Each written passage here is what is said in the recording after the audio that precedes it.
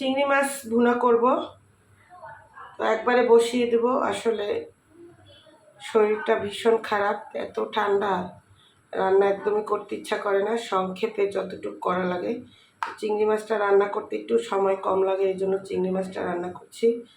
তো আদা বাটা রসুন বাটা দিয়ে দিলাম, হলুদের গুঁড়া,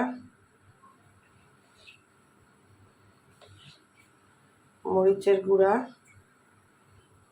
জিরার গুঁড়া দিয়ে দিলাম সামান্য, ধনিয়ার গুঁড়া দিয়ে দিলাম, স্বাদ মতো লবণ,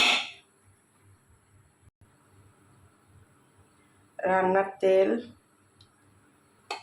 কাঁচামরিচ আর হচ্ছে পেঁয়াজ কুচি দিয়ে দেব।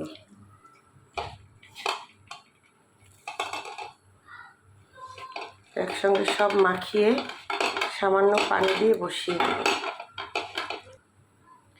তো আমি গুঁড়া মাছটা প্রায় সময় রান্না করলে এরকম মাখিয়ে রান্না করি, চিংড়ি মাছ কখনো একসঙ্গে মাখিয়ে রান্না করিনি। তো আজকে রান্না করছি, দেখি কেমন লাগে। তো হাতটা ধুয়ে আমি সামান্য পানি দিয়ে দেব। সামান্য পানি দিয়ে দিয়েছি, এখন এটাকে চুলাতে বসিয়ে দেব।